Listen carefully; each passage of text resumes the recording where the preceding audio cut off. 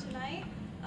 We are recruiters here teaching you guys how to network and how to do chit-chat at a networking event. We have 5 recommendations in order for you to succeed. We will go through with sounding likable. We will ask for advice with myself, Anissa. We will share weaknesses with Emily. We'll tell stories with Jay, and we'll use flattery with Maria. And we'll start off with our introduction. We'll have our video. We'll have each of the 5 ways to succeed, an activity throughout each of those 5 ways, and then we'll recap with a summary and then Q&A. Any questions? Okay, we'll move on to our video then.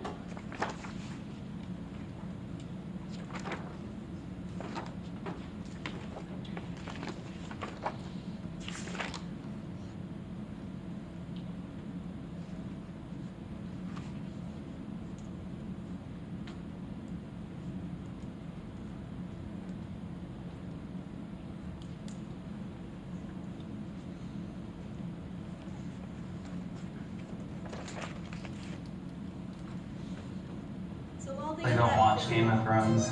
Oh.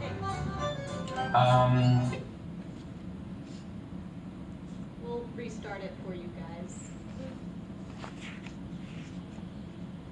It's good. How are you?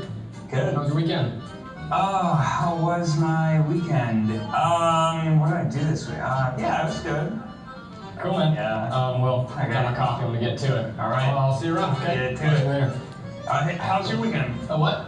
No, sorry, you're okay. going. Yeah, I'll talk to you later, man. Like, it was good though? What? The weekend? Did you see Game of Thrones last night? Oh, no, I actually don't watch Game of Thrones. Oh. Yeah, so they call it Storage Wars because people fight to get storage. But I used to go to Disney World all the time as a kid. Oh, that's cool. Like, I used to live in Florida. Oh, seriously? Oh, I grew up there. Does it have Space Mountain? You guys talking about space? And so I said, that's not racist, you're racist. What?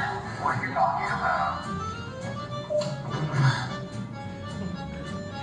Yeah, I need to go too, actually. Yeah, I'm So about just ready gonna to- head out, but... Okay. Oh, Oh, you're walking this way? yeah, Yeah, okay. that's good. Yeah, totally. So we've all been there and done that, had an awkward situation or date or interaction with a person where it just ended negatively and you're not sure if your impression went well or not. We're gonna try to give you guys some tips to help you exceed and excel at an interaction like that using small chit chat with a recruiting event, with us being your recruiters, and to help you guys prep for the upcoming networking events that you'll see. So we'll move on now with how to sound likable with On. And, My coffee. I'm gonna get to it. All right. I'll see you around. Okay. Get to it. So thank you very much, Anissa. So I took the Myers-Briggs test, which I am ENFP, which stands for extroverted, intuitive, feelings, and perceptual. So that means that I am a campaigner. A campaigner is described as someone who is curious, observant, excellent communicators, energetic, and enthusiastic. These qualities make ENFP very popular and friendly. So the personal quote that I chose that I thought really resonated with me is, "Call me crazy, but I like to see other people happy and succeeding. Life is a journey, not a competition." ENFP values relationships and care about the people around them. They are the type of people to stop and smell the roses and as they go on their journey. Being likable as a person will help you throughout all obstacles in life. People will want to help you and will want to see you succeed. As you can tell, this is going to be Will Smith. He is also an ENFP, and he is a well-known A-list star known for his roles in hilarious sitcoms and movies. And we can all agree that Will Smith is someone that we would want to be friends with, right? And we haven't met him in person, but there's something about him that draws us to him. And the key thing about him is that he has a very, very unique tone of voice, and the way he carries himself is very friendly. You want to be his friend. And today I will tell you more on how to sound likable. So this email here that I have is a real forwarded email by a supply chain analyst that came to talk to my class. And I want to read a little bit of what the email has here. The email reads, "You're intelligent, articulate, motivated, and people like you. You're the sort of person that people want to oblige, assist, and accomplish things with and for. We can all name 1 or 2 people that are very knowledgeable and motivated, but you just don't want to work with them or for them because for whatever reason, they are not likable. As recruiters, we look for people who are not just smart, which we know UTD provides the most intellectual minds. But we are also looking for people who can do well in different environments and work well with others. Many workplaces are facing low retention problems due to weak relationships within their environment. Losing employee is a huge cause in companies because considerable time to take, I'm so sorry, tongue twisters over here. Losing employees is a huge cost on companies because a considerable amount of time is taken to train these employees. Supplies, equipment, time, and everything that a company has invested in an employee has a cost. All of these investments, big or small, is expensive, and to find a new employee with the same skill sets is very rare to find. The reality is, when companies lose an employee, they're losing an investment. So when you lose an investment, you have to start over. Can you go to the next slide, please? So here's some tips and tricks that will help you be more likable, besides being genuine, welcoming, and open-minded. So from our last training sessions, we talked about nonverbal communication. The tone of your voice can help the person you're talking to feel included and welcomed. You need to use variations of inflections and remember to always use positive tones as you are speaking. Positivity influences positive reactions. For example, when you ask somebody or when you start a conversation, start off with something positive like, "I like the sound that the rain makes. It's quite lovely. Don't you think so?" Although it sounds a little awkward and it sounds like, oh, most people don't like rain, if you start off positively, then the person who will talk to you will also respond positively. You need to make sure that the conversation is mainly about the other person and not yourself. Keep the topic on you will make you forgettable. The goal of a conversation is for you to generally get to know the other person. Think of a conversation as a treasure hunt. Everything they say is a little something you use to get to know them. The last key tip to sound likable is going to be ironic, but it is just to listen. When you passively listen, you're not really getting to know the person. It flows from one ear to the next. Actively listen to the person you're talking to and make mental notes about what they like and what they dislike. Find their passions and try to find more details about it the next time you get to know them. So, can I have everyone please look at the activity sheet that is given to you in front? And within your team members, please answer the question, what do you say to sound likable to someone you just met? And I'll give you 1 minute.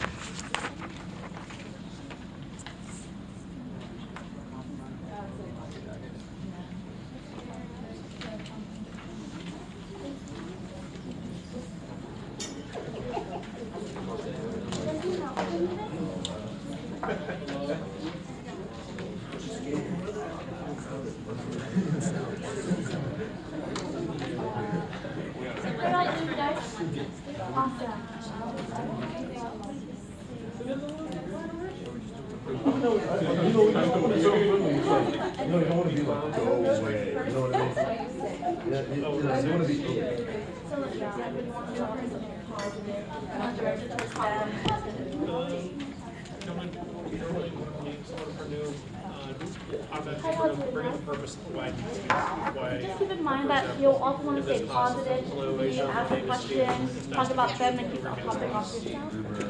Just some things to consider.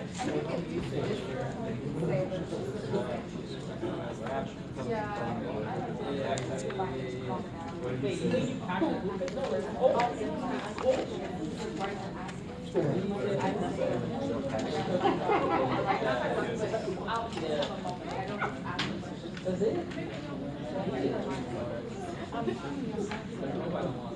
got any responses? Wrapping it up a little bit?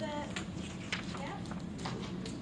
Okay, go for it. For myself, I'd like to declare my purpose of why we're meeting, why we're speaking to that person. For example, when I'm meeting someone brand new in a class or at work, hi, my name is such and such. I'm going to be working with you, or I'm going to be working on this, or we're going to school together for this class. First impressions are good for you. That's a good point. You're relating to them, and you trying to find a common interest when you first meet them. Yes. Sound likeable when I first meet somebody. I just say hi, and I ask them, talk to them about themselves, what they have on, or whether something external. And when they start talking about that, then I find out something intrinsic, intrinsic about their personality, whether they're they're nice, or they're very smart. I comment on that. Thank you so very much. Like you said, that's a really good point on how you comment on what they're wearing, comment on something that they feel personal to. And we'll talk more about giving compliments in the later slides. Thank you so very much. And so I'll pass it on to Anissa, who'll tell you more on how to ask for advice. So thank you, An. So we just learned how to sound likable and be likable. But how about asking the correct questions to make you be perceived as likable and increase your credibility with others? So I used the quote of, you have brains in your head, you have feet in your shoes, you can steer yourself any direction you choose. I'm sure all of you have at least read or seen Cat in the Hat or any of the various books for Dr. Seuss. Those related to me because they make me feel, like as this quote makes me feel, that you can take your own initiative wherever you have your dreams in life or wherever you want to go. And so this brings me to my MTBI test with Steve Jobs, the commander, as what Team 5 presented. He is of high executive power, and so these individuals help me feel like I am a natural born leader and help me with my increase in my charisma and my confidence, allowing me to be able to be a confident speaker and presenter with you guys today, as well as when I'm interviewing for internships and stuff for my profession.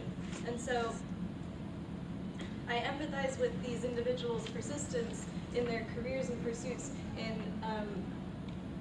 Dr. Seuss's literacy, as well as Steve Jobs' his pursuit in co-founding Apple and branding it and to be as good as Samsung, even though Samsung is better, in my opinion. So moving on now, I'll go on to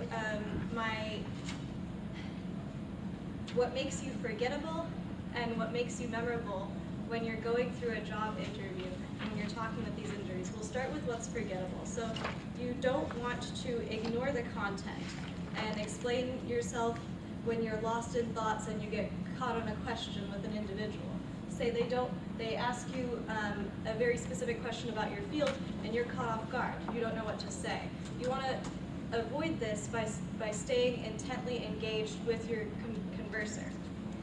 We'll move on to when you ask too many questions or too few, or you use question asking ineffectively when you're asking for advice. These can lead you to lose your credibility by being perceived as ignorant or unknowing of the company. For example, you go into, say for me in accounting, I interview with accounting firms or consulting firms all the time. Doesn't mean I get it, but at least I know what they're about. I wouldn't go in and ask about microchips or some outlandish thing that they would not process or do in their regular functions. So this would then bring us to being inconsiderate of the listener.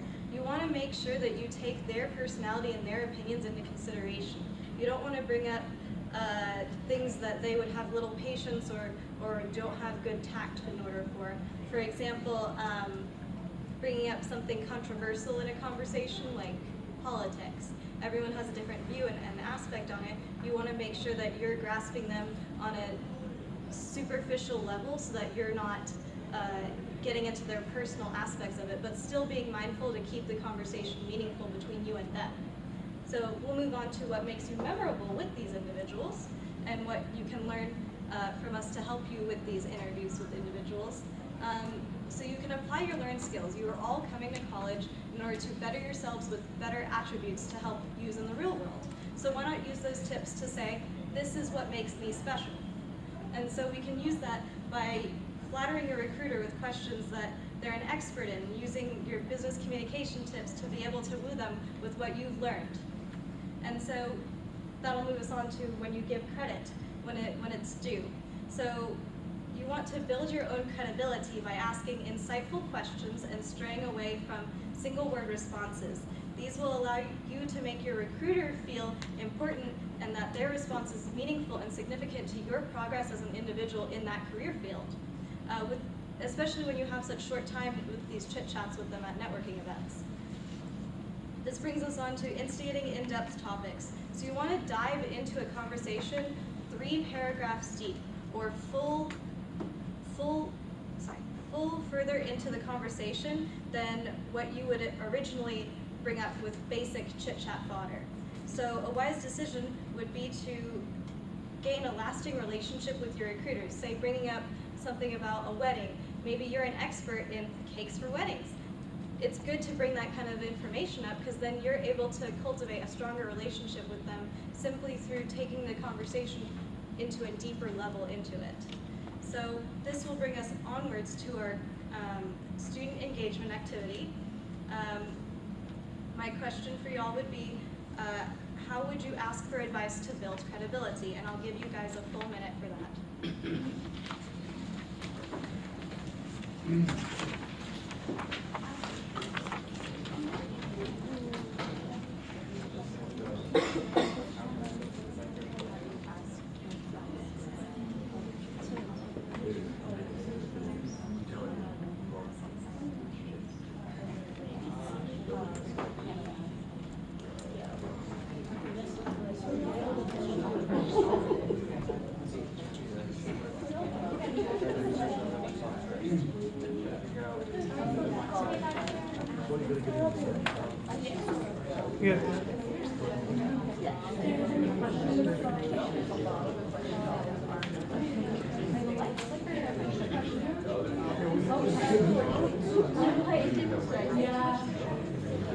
That's definitely like hitting in my head like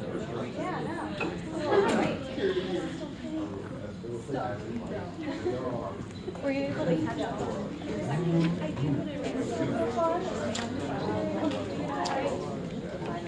Do any of y'all have any questions on how to be credible? Any advice needed? Alrighty guys, we'll go with that.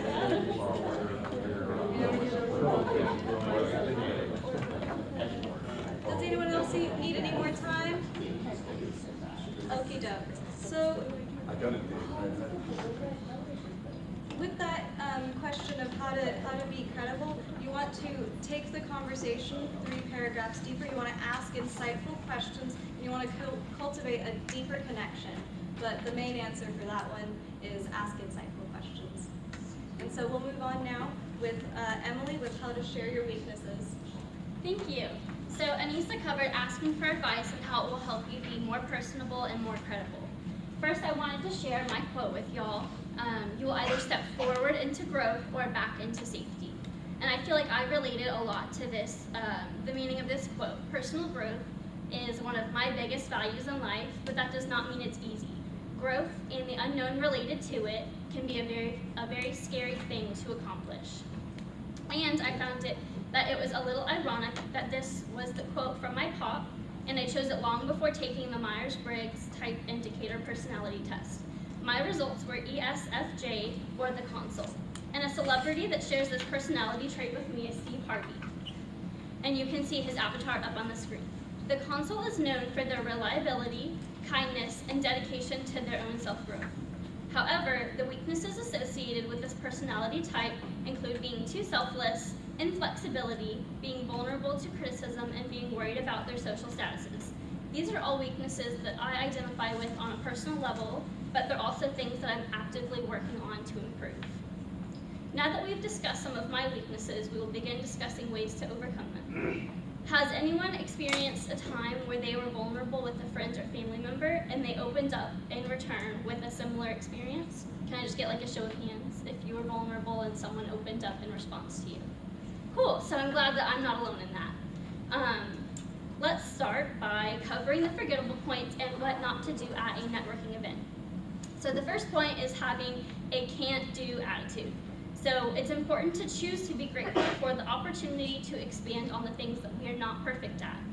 The second point is seeing bad qualities in others. When we are irritated or frustrated with someone, our instinct is to initially think of the things they are bad at. This clouds our judgment, when in reality, we can focus our energy on finding a resolution. The third point is imagine the worst possible outcome. When things go south, our natural tendency is to project into the future and predict all of the worst case scenarios. And I know this is something that I'm personally guilty of myself. A way to overcome this weakness is to look at the bigger picture and to remind yourself that while there might be a few messed up puzzle pieces, there's still many good things going on with the big picture. Now we'll be going over the memorable points and things to do at a networking event. So the first point is break down barricades. Any wall you put up actually prevents your true self from being known to your peers. Even the smallest act of letting your guard down is commitment to your own personal growth while allowing others to see some of your weaknesses. The second point is take small risks. This is considered an act of self-renewal. While it shines a spotlight on your broken parts, you are becoming aware of it. This acknowledgement will allow others to become aware of your weaknesses too. When others are aware of these, they are much more likely to become vulnerable in return. And the last memorable point is learn to appreciate vulnerability.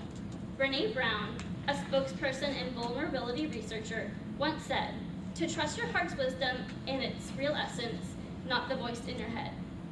This is so powerful because once we learn to appreciate vulnerability and how it impacts our lives, it is then that we can understand that it is a commanding act of strength and courage. Now, please refer to the handout in the third point about sharing weaknesses. Please talk with your group about the question, how can you use the strengths of your personality type to overcome weaknesses when meeting new people?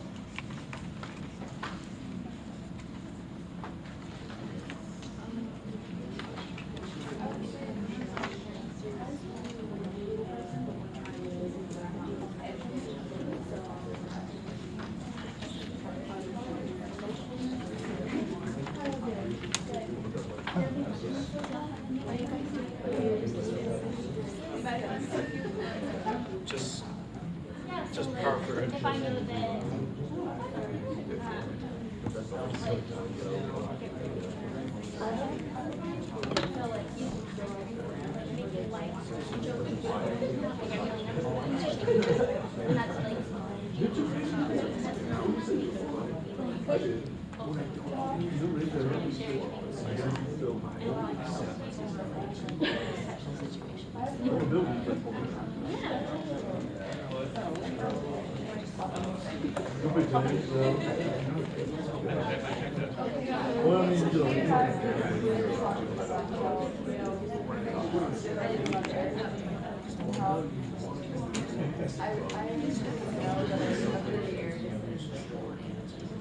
Everyone looks about to be done. Can I have everyone's attention, please? Okay, so the question was, how can you use the strengths of your personality type to overcome weaknesses when meeting new people? Does anyone have an example that they would like to share with the class? Aisha? So one of my weaknesses is that I'm not very confrontational, but a strength of mine is that I'm a social person, people person, so if I could just be more comfortable being confrontational, I could use that strength to combat the weakness. Yeah, definitely. So it's kind of like using the weakness of not being confrontational and applying that so that other people are more open to you as well. So thank you. And next we're moving it on to Jay, who will be talking about how to tell stories. Thank you, Emily. Emily covered how to talk about your weaknesses, and I'll be speaking about how telling stories allows you to make connections, keep listeners interested, and influence people. Steve Jobs once said, "The most powerful person in the world is the storyteller." The storyteller sets the vision, values, and agenda for an entire generation that is to come. Well, Steve Jobs said this when he was Pixar's CEO, and we may not have the same scope of impact. I think it still shows how important effective storytelling is in our interactions every day. My Myers-Briggs result was ENTP, which is almost Anissa's, but the last, that's extroverted, intuition, thinking, and instead of judging at the end, it's perception. A prominent ENTP is Tom Hanks, whose avatar is right there. And according to 16personalities.com, which is one of the most popular sites people take the Myers-Briggs tests on, the debater personality is the ultimate devil's advocate. Debater strengths including being generally knowledgeable, quick thinkers, original, and charismatic. At the same time, they have some weaknesses and quirks like unconstrained rationalism. They can be argumentative, can sometimes come off as insensitive, and just generally have a dislike for practical matters. And so this need to rationally evaluate every single idea combined with preference for the abstract and not practical matters means that telling stories is very important for me and people like me to get our point across clearly and without offending anyone else. I'd like to tell you a little bit about myself. I'm an ITS major here and my concentration is in analytics. So this means that at work I usually work with large data sets, stuff that no one really wants to look at, and present findings about them to the people that I report to. It's here that I truly understood the impact that storytelling has on business, but in kind of a different context. Okay, now in this slide, this is a data set that I've worked with, but this is all randomized. The customer names have been changed, the IDs have been changed, so no, I'm not putting anyone's SSNs out here. But showing my bosses this and trying to make a case for anything wouldn't go anywhere. And I probably also wouldn't have my job for very long.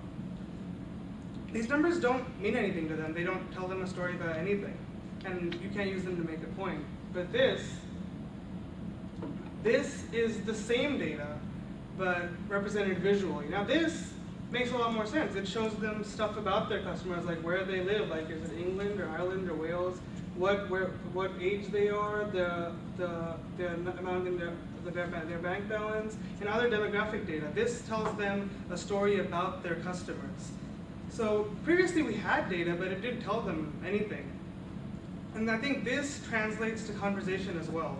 Lots of times when we don't have a story to tie things together, especially at recruiting events, talking to recruiters, the recruiter could feel bored or lost. They talk to a lot of people, and honestly, like lots of people make claims about themselves, but a story substantiates that claim. Next, I'd like to go over what makes you forgettable and what makes you memorable when telling stories at a networking event. First, for forgettable, going on tangents. So when you're telling people a story, there's a narrative you want to construct, something you want to tell them. If you keep going on tangents all the time, it's hard for them to focus on what you're trying to say, and at the end, you might not get anything across. Also, there's being ingenuine. So just a question.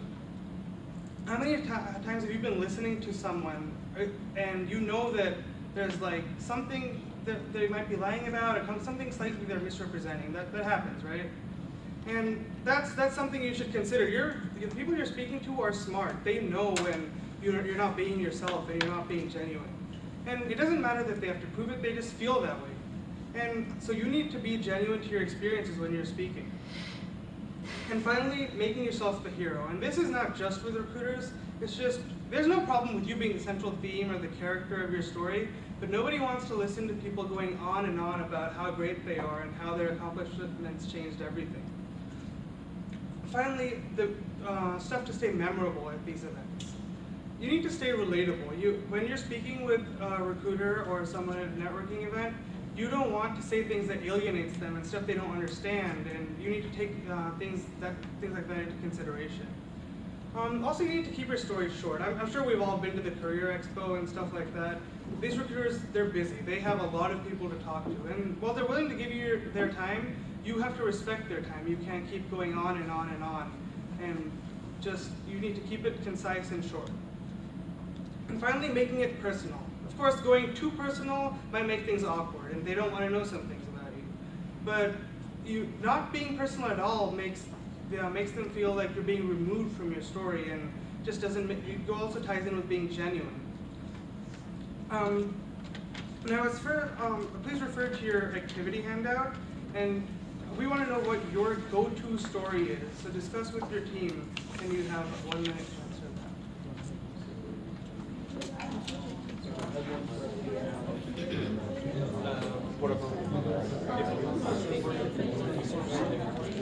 Most likely we've got something in common. We're talking about school, work, or something.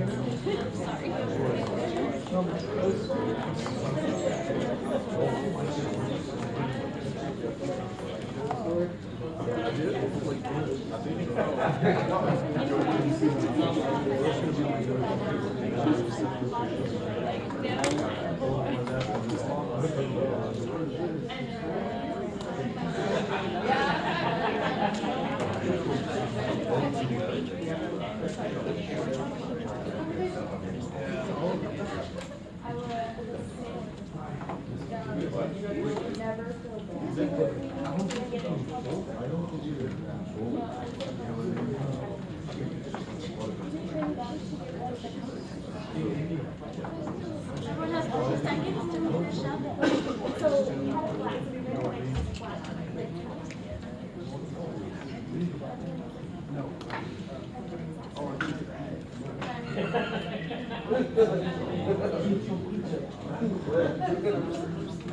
So, does anybody need any more time? We'll give y'all 5 more seconds. Okay, so does anyone want to share any go-to story that they have, that they like to go to when they're speaking with people? No? Okay. Common interest, most likely for in a social setting, or for either at a party, meeting, or a school function. Most likely I'm going to start with why we're all there originally.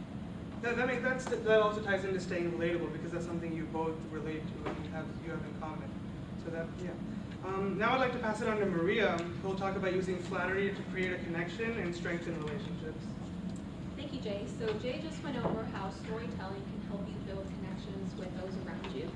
I'm going to go over how to use flattery and look likable in order to help you strengthen relationships. So I would first like to start with my quote, my professional quote. So my quote is, when someone acknowledges you for something that they think about you, it's a huge compliment. This quote really speaks to me because as a people manager, I need to make sure that I am recognizing my associates for what they do and the hard work that they put in. And I do this by using flattery. I can do this in the form of possibly giving them individual shout outs or maybe recognizing them in front of a team huddle. So I want to go over my Myers-Briggs personality test results. I am a Consul ESFJ, which means that my strengths are extroversion, sensing, feeling, and judgment. Another well-known ESFJ is Bill Clinton. Our main characteristics are that we're loyal and that we're good at connecting with people. I believe that these personality traits really help me use flattery in a way to where I can make everyone around me feel valued. When it comes to looking likable, these traits help me stay aware of my body language in a way that I show constant engagement with whoever I'm speaking with.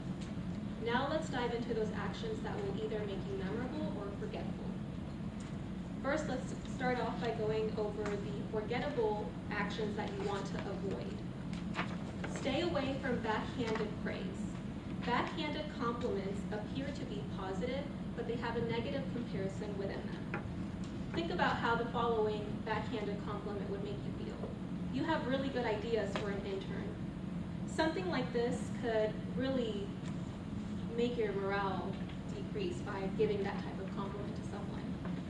According to an article by the Harvard Business School, backhanded compliments have been shown to reduce the recipient's motivation.